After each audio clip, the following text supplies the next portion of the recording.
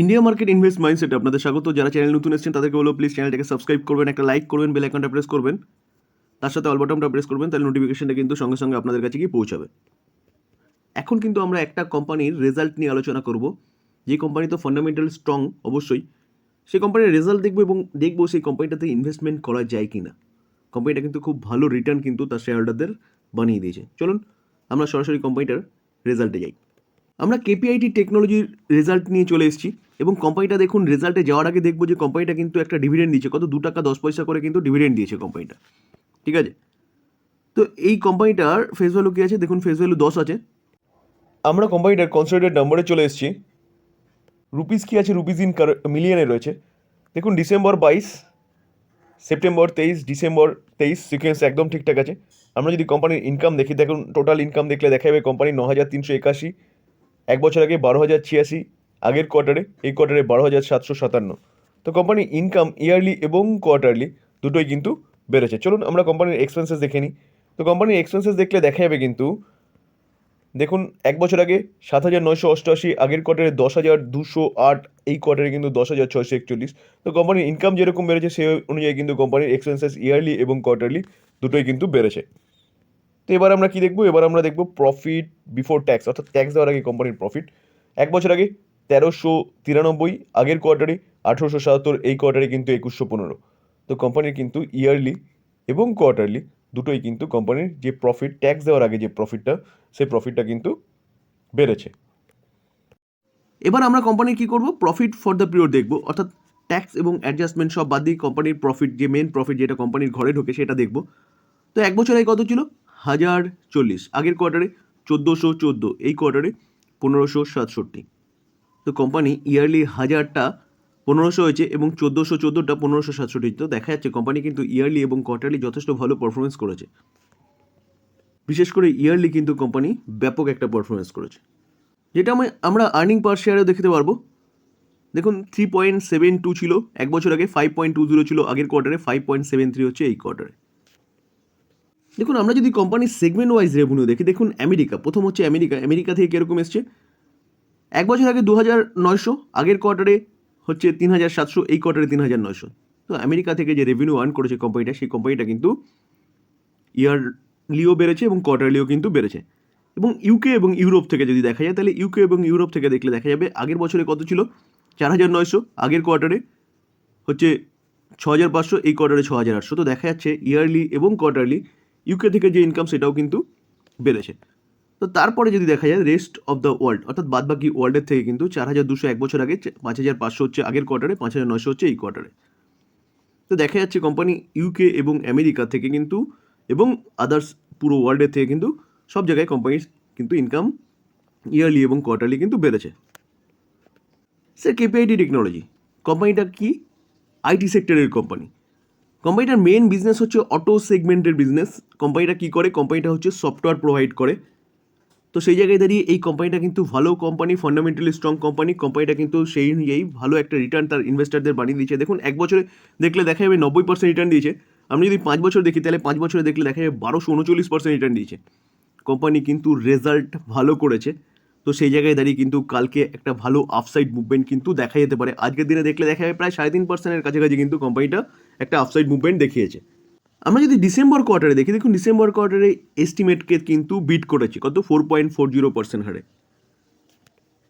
চলুন এবার দেখেন এই কোম্পানিকে কি এখন ইনভেস্টমেন্ট করা যায়, কোম্পানিটার ফান্ডামেন্টালটা কী আছে। আমরা যদি কোম্পানিটার মার্কেট ক্যাপ দেখি, দেখুন মার্কেট ক্যাপ কিন্তু অলমোস্ট 40,000 করোড়, অর্থাৎ কোম্পানিটা কিন্তু মিড ক্যাপ ক্যাটাগরির কোম্পানি।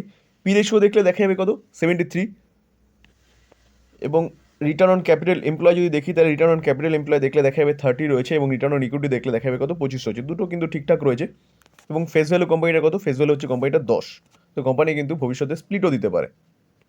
আমরা দেখুন 2019 এই কোম্পানির প্রফিট যদি দেখি ইয়ার অন ইয়ার বেসিস, তাহলে 55 ছিল, 55 কোটি, 148, 147, 276, 276টা কোথায় দাঁড়িয়েছে 387 এবং 544। তাহলে কোম্পানিটা যদি প্রফিট এতটা জেনারেট করে, তাহলে কোম্পানিটার শেয়ার কেন এতটা ভাগবে না। দেখুন 2019-এ অনলি ফর কত ছিল 55, সেখান থেকে কিন্তু কত হয়েছে, কত 544, প্রায় 10 গুণ কিন্তু কোম্পানির প্রফিট বেড়েছে। তো কোম্পানির শেয়ার কেন এতটা বাড়বে না। দেখুন আমরা যদি কম্পাউন্ড সেলস গ্রোথ দেখি, বেশি ডেটা অ্যাভেলেবেল নেই। সেলস গ্রোথ দেখলে দেখা যাবে, দেখুন 3 বছরে 16% এবং এই বছরে কিন্তু এখনও চলছে 52%।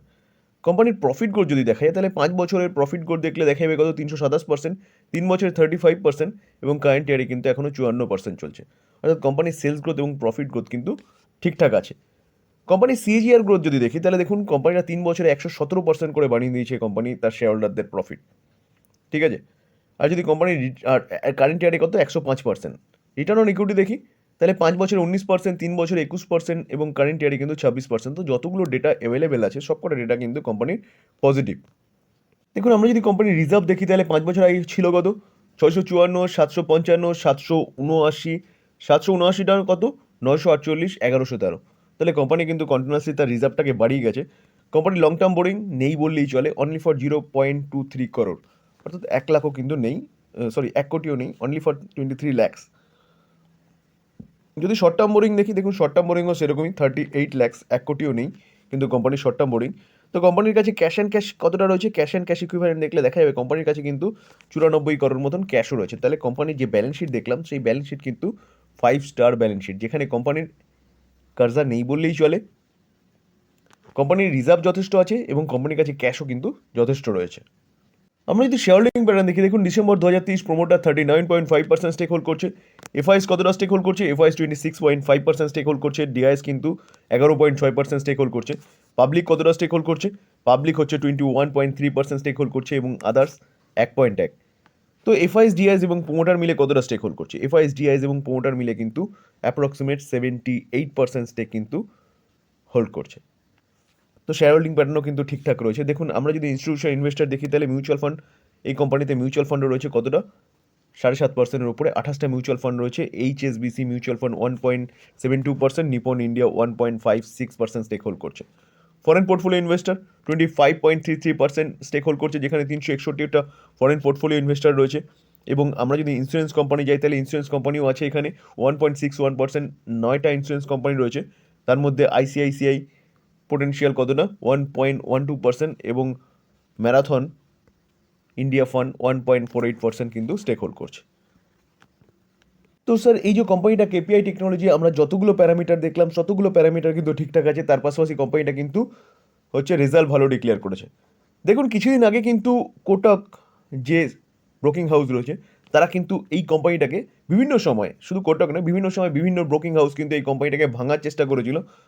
তারা কিন্তু পারেনি, কারণ এই কোম্পানিটাকে টার্গেট দিয়েছিল কত, 950। আমরা তখন কিন্তু কভার করেছিলাম। তো যেদিন টার্গেট দিয়েছিল তার পরের দিন কিন্তু কোম্পানিটা অনেকটা পড়েছিল। তো সেই জায়গায় দাঁড়িয়ে দেখুন কোম্পানিটা কিন্তু এখনও 1455-তে চলছে। তো কোম্পানি ভালো রেজাল্ট করেছে। কোম্পানি দেখুন সবসময় এটা দেখলে হবে না ব্রোকিং হাউস কী বলছে। কোম্পানি যদি ভালো হয়, ফান্ডামেন্টাল স্ট্রং হয়, কোম্পানি যদি বিজনেস ভালো করে এবং কোয়ার্টারলি যদি তার যে রেজাল্ট দিচ্ছে সেই রেজাল্ট যদি ভালো হয়, তাহলে কোম্পানি আরামসে আপনি হোল্ড করতে পারেন। কারণ বিভিন্ন ব্রোকিং হাউস কিন্তু চেষ্টা করেছে, কোম্পানিটাকে কিন্তু ভাঙতে পারেনি, ঠিক আছে, মানে নিচে নামাতে পারেনি, চেষ্টা করেছে নিচে নামানোর। তো সেই জায়গায় দাঁড়িয়ে কিন্তু সেরকমই কোম্পানি, আপনারা চাইলে কিন্তু চিন্তাভাবনা করতে পারেন। দেখুন আমি কোনো বাই রেকমেন্ডেশন দিই না, আমি জাস্ট স্টাডি পারপাস আপনাদের সাথে আলোচনা করলাম। এবার বাই করবেন সেল করবেন টোটাল ডিসিশন হচ্ছে আপনাদের।